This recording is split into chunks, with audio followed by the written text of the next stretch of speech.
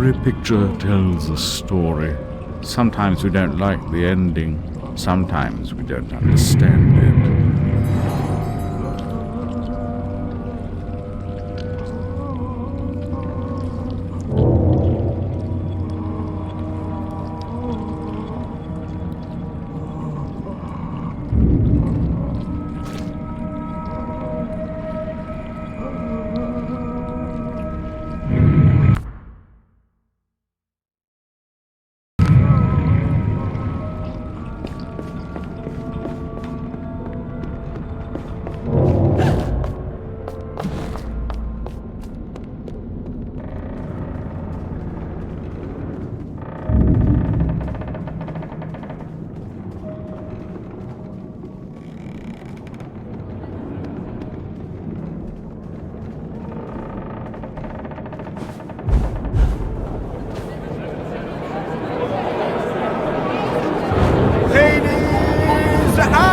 Gentlemen, welcome to the show!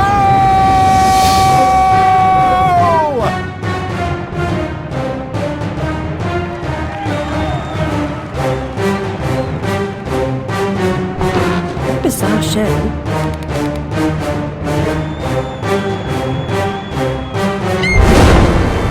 That's quite enough of that, I think. Enough preliminaries. Here's the performance you've been waiting for. Proves I'm without prejudice and have a fine sense of humour. Sword and crown are worthless here. I invite everyone to dance. Labourers, lawyers, church and gown all make their little prance. This life is full of random deaths and heaps of grief and shame. So few are soothed by accident. You want someone to blame. Fire, plague, and strange disease. Drowned, murdered, or if you please, a long fall down the basement stairs. None are expected, no one cares. I often must work very hard, sweat running down my skin. After the dance, I then must rest, and the eating can begin. Time to eat. Death is the ultimate equalizer. All have the right to be eaten. Get a knife, Princess. Don't push. All will be served, so to speak. Wicked thing! Feasting while Wonderland is destroyed. I'm not the enemy you seek, Alice. I tried to hide this bit of Wonderland from that beast. Appeasement's never clean. We must all play our assigned roles. Are you a pawn or a queen? An idiot or a practiced fool? However this turns out, consider the prospect that you've been misled, Alice. Then ask, by whom? No! Who set that bloody train in motion? Where has it come from? It arrived when you arrived, and it's more horrible even than you can currently imagine. The death of a dream caterpillar may know how.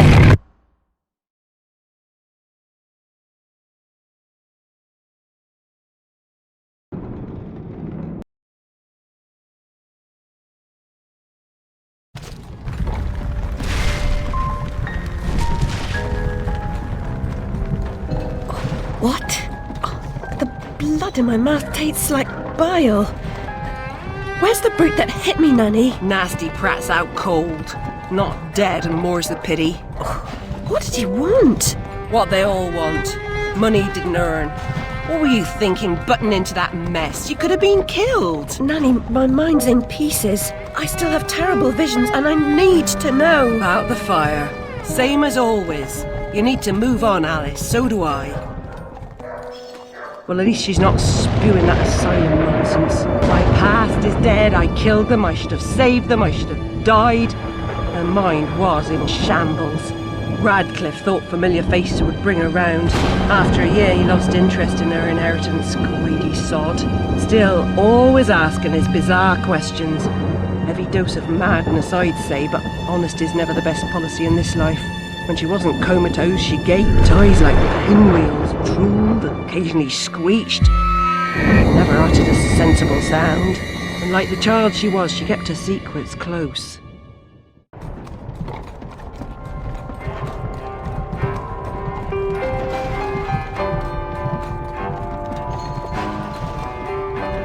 Gone off some lurkers, common as cockroaches. And those poor tykes are food for perverts, like the blameless ants that wasps consume or spiders' feeble prey.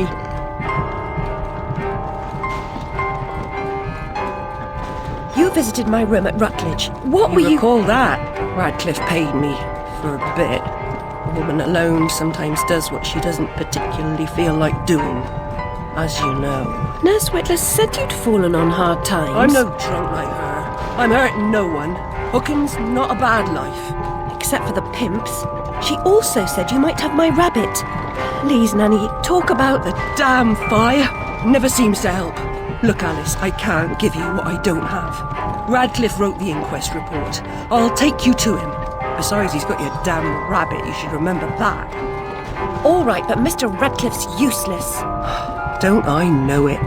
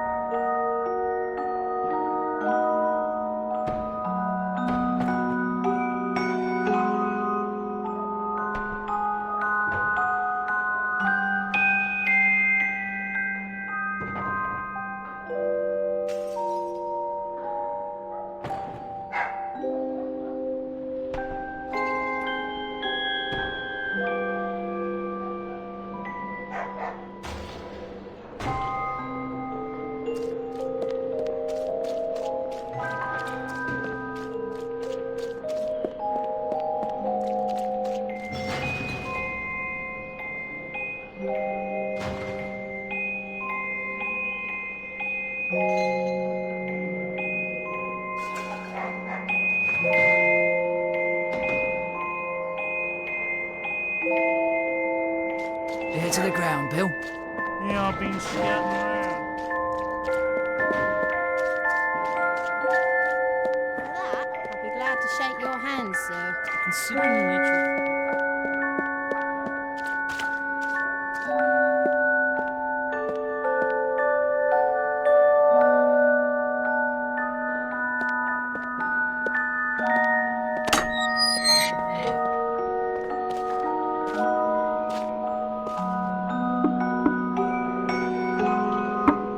Yes?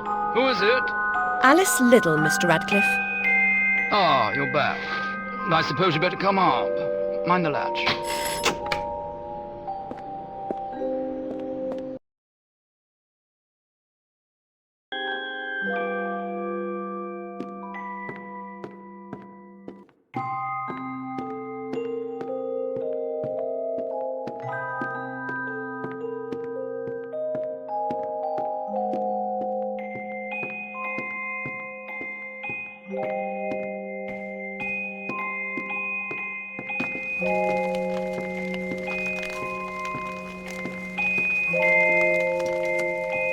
You do have my rabbit.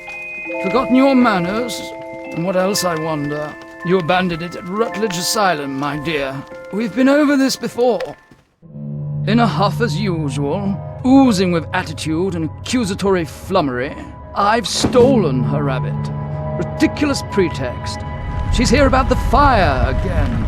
All the mad child wants to talk about. My report found her family dead by misadventure.